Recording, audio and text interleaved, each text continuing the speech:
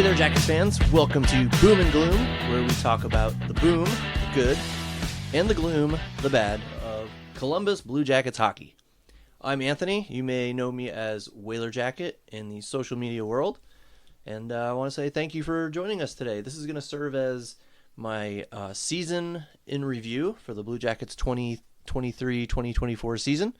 And I am very pleased to announce I have my very first ever in-studio guest. So, Caden, super Blue Jackets fan, Caden is here. Hey, Caden. Hey. And we're just going to talk some Blue Jackets hockey and talk about the season that was and what's coming up, possibly this summer. So the first thing I want to do is kind of look back at the season and almost like give awards, like superlatives. I don't even know what the word is, but we're going to talk about some of the categories here. Starting off with most improved player. So I'm going to tell you who I think, and then we'll find out what Caden thinks. In my opinion, most improved player was Cole Sillinger.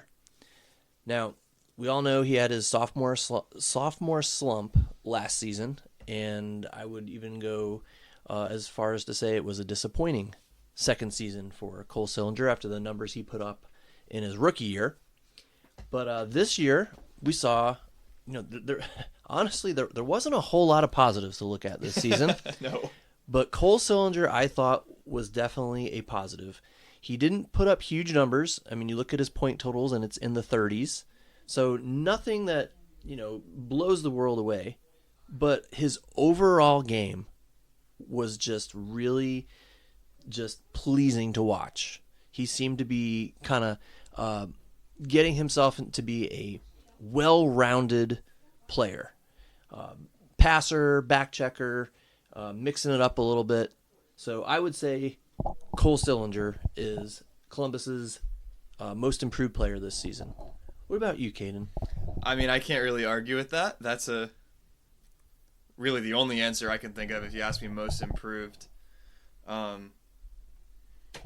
I was pretty concerned last year after the season he had. I was like, oh no, we had another bust. No. It's hard. I don't know. I feel like he plays like he's older than he is. Like he gives off the vibe. So you kind of forget how young he is. How old is he? He was like 20? Yeah, he's my age. He's 20. Oh my gosh. Yeah. That was his third year in the league. Yeah. And you mentioned his point totals. It ended up being 32, which was 6th on the team.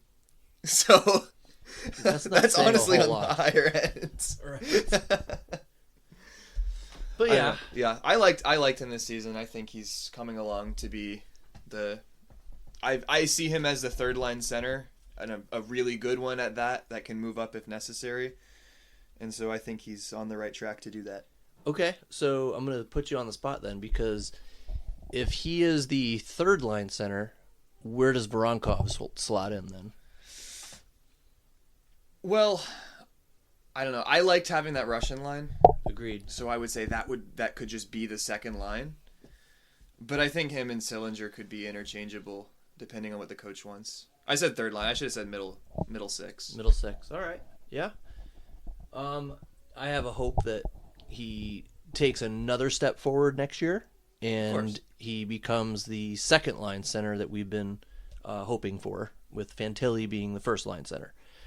Whether that happens remains to be seen, but a guy can hope. That's about all we can have as Blue Jackets fans, is hope. So my next category is biggest surprise. So, in my opinion, I'm going to go with somebody who did not join the Blue Jackets until much later in the season, close to the deadline, and that would be Nylander. I almost said William Nylander. Alex Nylander. So, I don't think anybody could have predicted what Nylander did. I think it was 11 goals in 20 games or something like that, 22 games, 23, something like that. And I don't think anybody could have possibly predicted that.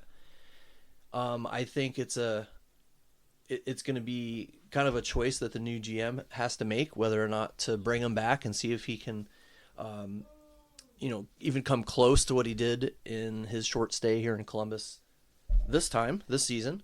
But he was a huge surprise. I mean, I was just shocked that we gave up Bemstrom and we got this guy, and he threw in 11 goals in a very short amount of time. So what are your thoughts? Again, can't argue with that. That's absolutely has to be the biggest surprise. Anyone would tell you that. I was happy with the trade if Nylander didn't play a single game. I thought, I mean, you've probably said this, you were a Bemstrom hater, that I was thrilled to get a pick, especially a third-round pick. I thought I was ecstatic to see the return. So anything Nylander did was already a plus in my eyes. True. And I was just shocked just every time I would see him score over and over again. And so, yeah, surprising is an understatement. But I do have to mention, though, you said I was a Bemstrom hater. I never really hated him. Bemstrom complainer. Yes. Yes. He took over when Wenberg left, because I was a big Wenberg complainer. And I think since he left, Bemstrom was always my target for complaints. All right, next up. Biggest disappointment. Now, on a team full of disappointment, this is difficult to nail down. But I have one, and it's not going to be on many people's list, I don't think. But it was for me because I didn't know a whole lot about this player before he came to the Blue Jackets this year. So when I heard we were getting the Philadelphia Flyers top line defenseman, that's about all I knew. And so my biggest disappointment is Ivan Provorov. Now I'm saying that because I'm not saying he was a bad player. He did make a lot of mistakes at times. He did put up some points. I think he led the team for like the first week or two of the season. But overall, I think I was expecting in my mind a more defensive defenseman. And I don't think Provorov was that. So maybe he wasn't the biggest disappointment for the team, but he was the biggest disappointment to me. So who is your biggest disappointment? Oh, you can't say the whole team. My biggest disappointment is probably Kent Johnson. I don't think he really took the step that we all kind of hoped that he would take.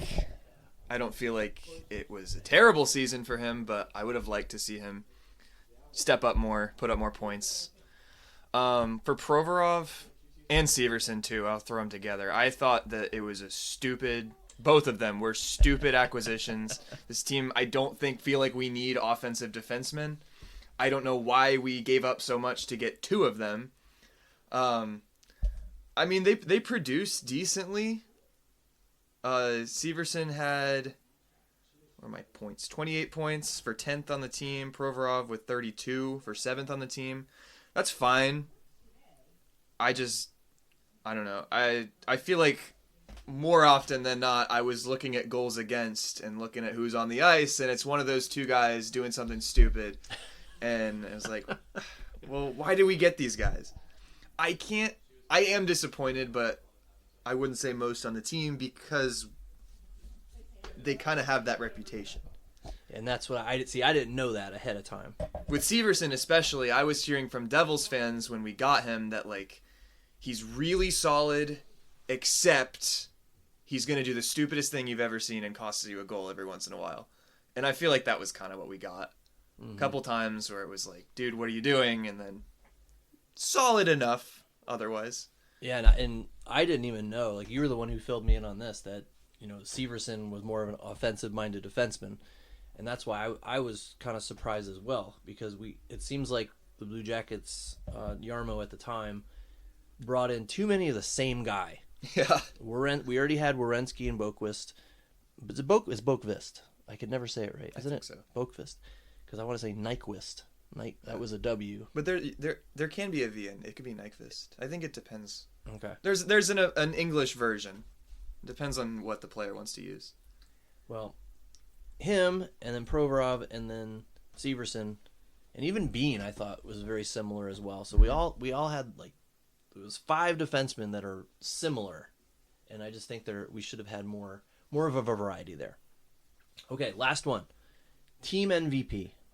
Again, on a team that struggled the whole season, we're gonna try to find a bright spot here. So before I say who I think was team MVP, I want to just define it. It's most valuable player, so most valuable to the team.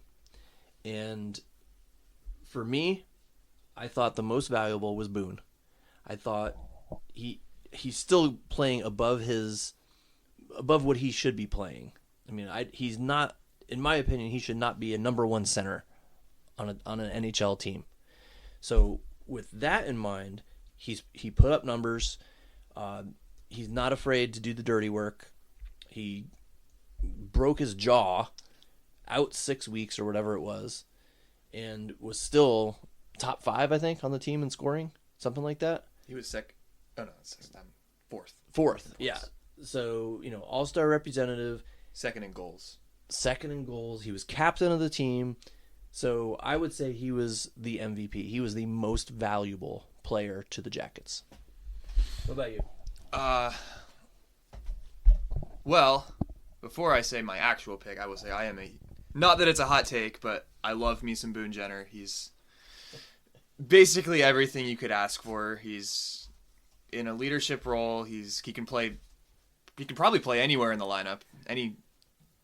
Any 12 of the forward spots you could probably put him in with little to no issue. I also would like to get to a point where we don't need him on the first line, but he's done a great job producing in his position. I would say my MVP would probably be Werenski, though. He would be second on my. Yes, I agree. I mean, he 57 points as a defenseman, and he missed like 12 games, didn't he? Yeah, he only had 70 games played on a team that's not very good. Is pretty stellar to me, so I'd say he's my MVP pick. Yeah, I agree. Like I said, he would have been second in my MVP voting. Also, plus minus is not all that, but I'm looking at the roster right now, and we have 2 players that are not negative, both at 0. One of them is Werenski, and one of them is Brindley, who played 1 game. Everyone else is negative. Oh my gosh, that is hilarious.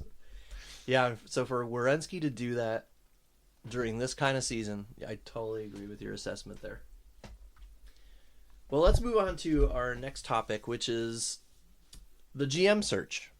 So with some teams now that are out of the playoffs, I think the Jackets are going to start conducting some more formal interviews. And one name that seems to be at the top of a lot of people's lists, including mine, is Matthew Darche, assistant GM for the Tampa Bay Lightning. In my opinion, this should be a very short list of candidates. I know they said they had a whole big, huge list, but by this point, I'm hoping the Jackets have kind of at least whittled things down. I know they couldn't really have any formal interviews yet with some teams that are still in the playoffs, but in my mind, they should kind of have an idea right now of which direction they're headed. And in my opinion, I think Darche makes the most sense. He's the assistant GM right now for a very successful team. So he has had the front office experience. He's a former Jacket, which I think is great. And he's kind of on the younger side too. So I kind of like the idea of having a younger GM, kind of who has experience, who might be more willing to kind of take some chances, take some risks, and build to where this team finally needs to be. So what do you think about Darche, or do you have somebody else in mind? I've seen, I want to say his first name's Eric Tulsky from Carolina. Yep, he's their AGM too. I don't know much about assistant GMs around the league, so I can't act like I'm super knowledgeable here, but I would definitely like one of those guys as a hire, because the way I see it, anyone who has GM experience, that means they got fired at some point. So, True. Not that that's necessarily a no-go, but I would like to see a new guy who doesn't have that, like a clean slate. You know, they have experience in the role, but they're not responsible for any problems. It's hard to say no to that. And so I would like those two guys. I don't know much about Darsh, but I've heard that Tulski is very big on analytics, which I personally like. I would like to see that. And there's talk today, and I didn't read too much into it, but something about a deal fell through with Brindamore. So I've actually heard that it's probably back on. It's back on now? Yeah. All right, because there's, people are talking, bring in Tulski and then get rid of Vincent and bring in Brindamore. The chances, I think, of that actually happening are incredibly slim, but it is fun to think about. What is not fun to think about, again, in my opinion, is what I've heard today about John Tortorella being interested in the GM role with the Blue Jackets. I think that is a very unwise decision if the Jackets were to go that route, but I just don't see it happening. I don't. John Davidson said they are seeking someone very specifically with front office experience, and as far as I know, he doesn't have any of that. Tortorella does not have any front office experience. So he has experience in our organization, in the Jackets organization, from a coaching standpoint, but he doesn't know the ins and outs of front office work. He doesn't know the deal making, the cap structure stuff. Maybe doesn't have the relationships with other general managers. So I would think that's a bad idea to bring in Tortorella. No comment. No, I mean no. I saw that and I was like, no way. I'd be my jaw would be on the floor if that happened. Mine would too. Okay, so we're gonna move on to another section here, and this is a section I want, like a part of the show here that I want to talk about our gut feelings. All right, so I know the way your brain works, and some of the way my brain works is that we focus on we analyze. But for this, I want to kind of focus on our gut feeling, like what we think is going to happen. I just would like to point out to everybody that last year, at about this time, I was telling people that I had this gut feeling that Adam Fantilli would be a Blue Jacket. We did not win the lottery, and I still had the gut feeling that Adam Fantilli was going to be a Blue Jacket, and guess what? He was. So I'm kind of thinking I need to trust my gut here. So I'm going to throw some stuff at you, Caden, and we're going to talk about what our gut tells us. Is this going to happen or not? Okay? So first, is Pascal Vincent going to be the head coach of the Blue Jackets next year? Yeah. So Caden says yes, and my gut says yes as well. I don't necessarily want him to be, but that's just what my gut is telling me. I think, a new GM is going to come in, and he's going to get the opportunity to prove himself in his second year. He may not even last the season, but I see him as starting the year as the Jackets head coach. And again, that's just my gut. I'm not saying I want that to happen. I don't want that to happen. All right. Can I elaborate on that? Yeah, of course you can. Okay, so for Vincent, here are my thoughts. I think Pascal Vincent deserves another shot as a head coach in the NHL. Hot take. I think it would have been very hard for anybody to succeed in the situation he was thrown into. So I would personally advocate for him getting another spot as a head coach in the NHL with the staff that he has picked. Whether or not that chance is next year in Columbus, it's kind of whatever to me. If he were to get fired, I'd be like, yeah, that makes sense. Excited for the new guy. But he definitely deserves another go at it. I can't. He made some choices last year that I didn't like. he made some choices that I thought ended up being the right choice. Ooh, okay. So I'm kind of indifferent on that. I feel like there's not a lot of people out there that are indifferent on it, or I'm sure there are, but they're not commenting on social media threads and stuff about it.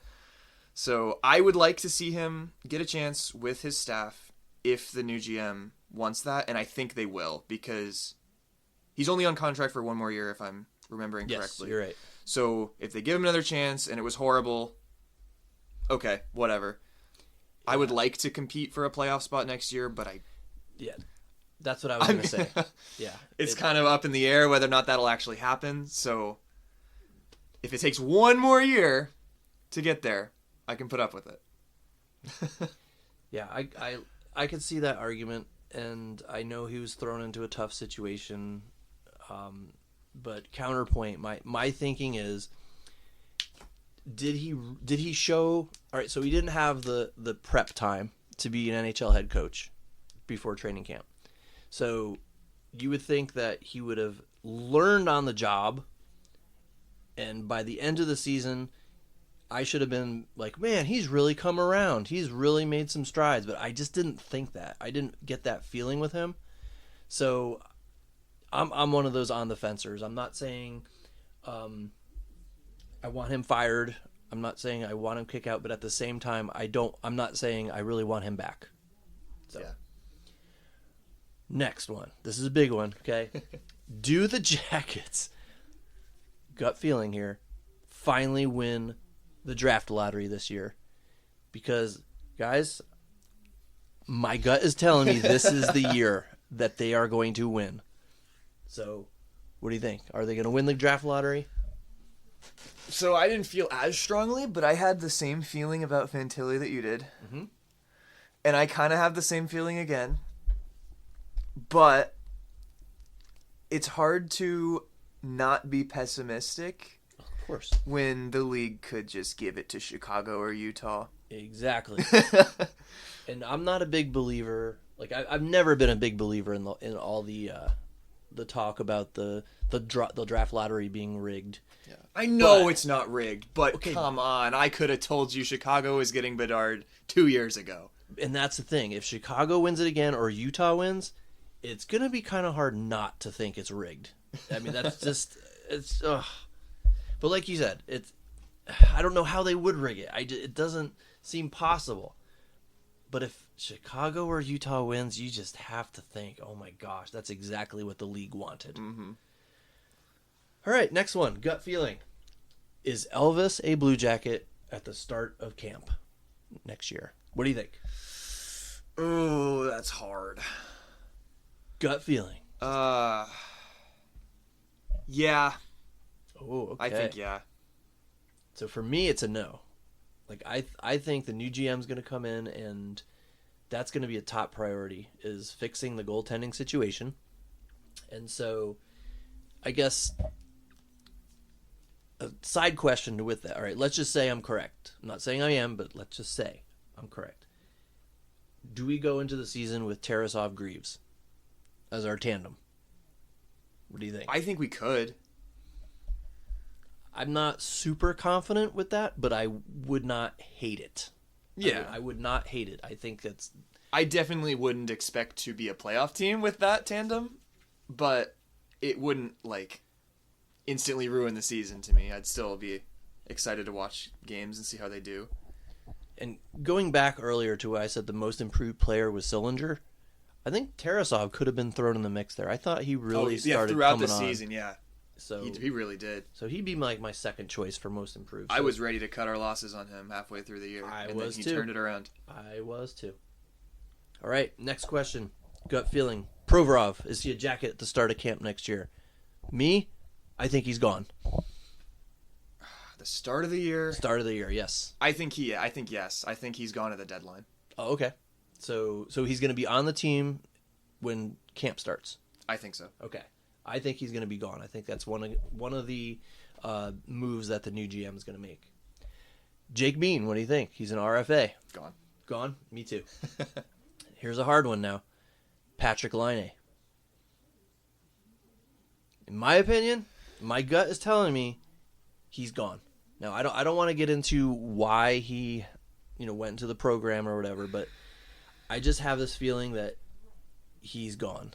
Now, whether or not that's at the start of the season, I don't know. But I really think the new GM coming in, that's going to be one of the big moves that he makes. Is Patrick Laine is going to go at some point. I could see it happening at some point. I don't think it'll happen by the start of the year. I think if he's playing hockey at all, it'll be in Columbus. I think his value is too low to trade at this point. I don't think we'd have to give up so much to get rid of him. Unless and I could be wrong. Maybe other GMs still see the potential and are happy to give up assets for him, but he has a fairly large contract. He didn't have a very good season. He didn't have a very good season the year before, and now he's in the player assistance program. If I'm another GM, I'm not giving up assets for an unknown like that just to hope he rebounds. Yeah, that's a good point. So I can't imagine they get rid of him. Well, I'm thinking, again, maybe not the start of the year. Maybe, I think maybe he'll be there and then show that he can play, and then he gets unloaded. Is Nylander given a contract?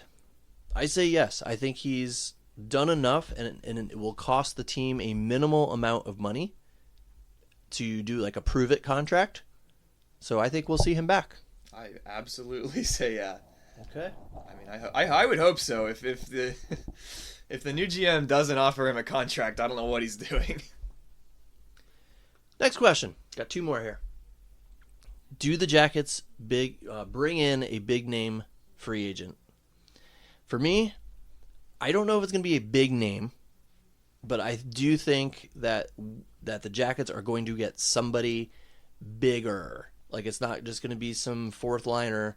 We're going to get like a middle six type player. That's just what my gut tells me. I could see that. I want to say they probably will. Again, it's hard to say when you don't know who the GM's going to be and what they're going to want to do. Yeah, agreed. But like I don't think they're going to be bringing in like Stamkos or anybody like that. But I could see a middle sixer, just like you said. Unless they could bring back Wenberg. He's a UFA. Oh gosh, no. We're still paying him. We're still That'd paying be kind him. of funny. And if it's Matthew Darsh, maybe he does bring in Stamkos. But at the same time, I don't know. Like in terms of the forwards, unless you're getting that first line center again, where would they go? See, I don't know. I've argued that we have our centers right now. That we Just have a waiting game. Yes, we have Fantilli, Sillinger, Voronkov, Corrali. There's our four centers right there, with people who can fill in if needed. But like you said, waiting game. We don't know. Maybe a defenseman. I could see it. If I had to guess, we'll sign a defenseman. Okay, that's my official prediction. We're gonna get to that in just a moment. But one last question here: are the Jackets playing meaningful games in March next season? I'd say yes, but I said yes this year, so we'll see. See, I say no. I think the Jackets are gonna show improvement. They'll be an improved team, but March rolls around and we'll be out of it. Maybe we won't be out in November like we were this year, or October even, but I don't think we'll be playing meaningful games in March, unfortunately. So, all right, last segment here we're going to talk about. With a new GM coming in, there's obviously going to be some changes, and sometimes those changes are going to hurt. I think there's going to be players that they're our team, they're our players. We want them to succeed here, but the fact is they're not succeeding, and there's going to be some tough changes coming, I think. So I'm trying to think who is going to be moved. Like, as the new GM, if I were coming in as the general manager, who are the people that I feel I could move out to try to bring in the right pieces? I mean, in order to get those right pieces, you have to pay for them in some way. And usually that means moving out a player, making a roster spot. So I thought of a few that I think that the Jackets could be moving out, and some of them hurt. And one of them, top of my list right now, is Justin Danforth. Oh no! I know. Well, I considered him like my favorite player at the start of the season, so I like the guy. I'm not trying to say, I want to get rid of him, but looking at our roster, especially with some of the other smallish guys coming up, with Brindley and Malatesta, there's only so many small guys you can have on your team. And Danforth has shown he can hang with the best of them. I mean, he can do the dirty work in the corners, put in a goal every once in a while. I mean, he even played on the top line with Gaudreau for a while, so he's showing he's capable of moving in and moving up and down the roster as needed. So I think he might be enticing, relatively inexpensive player that another team might take on in exchange for some draft picks. Another's Texier. I've looked at Texier, and it's hard for me to find another more average NHL player than Alex Texier. So I could see him being moved out. As I said earlier, Line A. And then here's my dark horse. This one really hurts. But again, there's going to be moves that hurt. And that is Kent Johnson. I'm not saying I want him moved. I'm trying to look at this from an analytical perspective. He's a smallish player. He has tons of potential. So a new GM might trade that potential for a different piece of the puzzle, maybe a veteran, because I really think this team needs some veterans. So that's what I think about forwards. And then I also think on defense, Provorov might be moved out. And then I think one of either Bean or Boqvist needs to be moved to make room, because defense should be a top priority for this team. Mm-hmm. And we have a bunch of defensemen right now. So we're going to have to get rid of somebody to bring somebody in. So those are my choices. What are yours? I pretty much the exact same things you said. Yes. I'm looking at the rosters right now, and I'm looking at it and I'm thinking who doesn't have a place? Like, mm-hmm. you have your fourth liners that I really like. You have like Matthew Olivier. Yes. I love Matthew Olivier. I mean, he has grown on me big time. Obviously, that's the kind of guy who could get sent out very easily, but I like having him on the roster. I want them to keep him as like the extra forward. Absolutely. Bring him in for the games against those tough physical teams. Yep. And then obviously you have guys that you see as like the core of the future that you don't want to get rid of. Your Sillinger, your Kent Johnson, if you feel that way, and then all the Russian guys. And I agree. I think Texier is kind of the odd man out. I think he's pretty average, just like you said. I mean, he's 24. He could still grow a bit as a player, but I feel like he's probably reaching his ceiling. Yep. And that ceiling is probably a third liner. Yeah. And I like Texier, but I feel like he's kind of capped out. We have plenty of players that can play on the third line, and he's not doing anything that any of those other guys can't. And since he is young, he still probably carries a decent amount of trade value. Yep. And you get something for him. He's relatively cheap. I mean, he's not that expensive. Mm-hmm. Is he a free agent? He's a restricted free agent. Okay. All right. Oh yeah. That kind of. Yeah. Yeah. Could do a sign and trade there. Mm-hmm. We'll see. All right. So then to tie in with all this, then I just wanted to talk real quick about our defense. Like, what is our defense going to look like next year? So I want to show you what my defense, if it was up to me, what it looks like, and you tell me what you think. So I'm operating under the assumption that 2 of our current defensemen need to be moved out to make room for Juracek and Matejchuk, but also to make room for a more of a shutdown veteran defenseman to come in. So with that in mind, here's what I'm thinking: Werenski, Boqvist, Severson, Goodbranson, Juracek, and new guy. Those are our 6, with Blankenberg, Matejchuk, Christensen kind of as the seventh defenseman. So those are my thoughts on defense. Any thoughts for you? Yeah. Like I said earlier, I think Provorov is probably on his way out. Maybe not at the start of the year, but by the end of it. So that spot will open up. And I think Bean's probably gone too. Well, he's a restricted free agent right now, right? Yeah. Yep. So I think he's gone by opening day. I would like to see them bring in a new guy who can play on the defensive side. Exactly. Because right now, I feel like our only defensive-minded defenseman on the roster is Goodbranson. Yep. And I've actually become a big Goodbranson fan. I have too. I love what he brings in terms of like leadership and physicality, but he's not exactly an outstanding hockey player at the NHL level. So I love having him on the roster, but I don't think he can be the only guy that is a defensive defenseman. Totally you need someone there who can shut down the opposing offenses, really. Now, what does Juracek kind of like? What is his prognosis or whatever? Is he supposed to be an offensive guy, or is he more of a shutdown guy? I think he's more of an offensive guy. Okay. I feel like everything I've heard from him is his point totals. Like I think he was point per game in Cleveland, which is like, yeah, that's really good. Mm-hmm. But we need guys who can play defense. So so that just makes it even more of a importance that we bring in somebody defensive minded. I can't say I'm too knowledgeable on our defensive prospects right now. Maybe Matejchuk or I liked Svozil. Mm-hmm. Maybe one of them is that guy.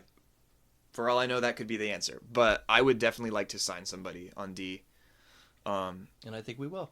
I'm looking at your setup, and I see pretty much the same thing. I think Juracek probably makes the lineup. Werenski's obviously not going anywhere. Severson's not going anywhere either, for better or worse. Yep. And I would like to keep Goodbranson. So really your options to get to move are Provorov, Bean, Boqvist. Yep. And so I think Bean and Provorov are the obvious two. Unless somebody wants Boqvist. Because offers up a good price. He's pretty young too still. He has pretty good numbers. His only real downside is that he's injury prone. Until he changes his number to 3. Yeah. Maybe that's the solution. Maybe we're going to have 82 games and he's going to put up 60 points. We'll see. So I think you listen to offers on Boqvist, but I wouldn't shop him. Yeah, that's kind of how I feel about Boqvist too. Yep. And he is changing his number to 3. Did you hear that? I didn't know it was 3, but I knew he was changing his number. Yeah, I guess that's like it was his junior number or something. So does he know about the curse? Did we find out about that? Yeah, they said he read Twitter and that's how he heard about it. Yeah. So, all right, one final thought before we get out of here. Just wanted to wish Aaron Portzline best of luck in his recovery. Oh, absolutely. I that was just an amazing story to read about the living donor. Just awesome. Just awesome to hear. I've actually, I'll admit, years back, I was never a huge fan of Portzline, but he just totally stepped it up this year. I mean, he called it like it is, and he did some excellent reporting.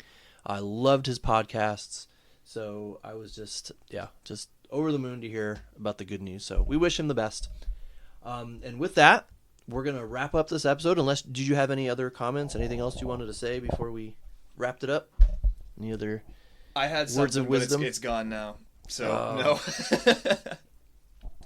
All right. Well, if it ever comes back, you are welcome to join us again as a in-studio guest. So, well, guys, we will wrap it up for now. I'm not sure how often that I'll be doing this with the off season, taking shape right now. But hopefully, once the Jackets get a new GM and some news starts coming in, I'll jump back on here and talk at you again.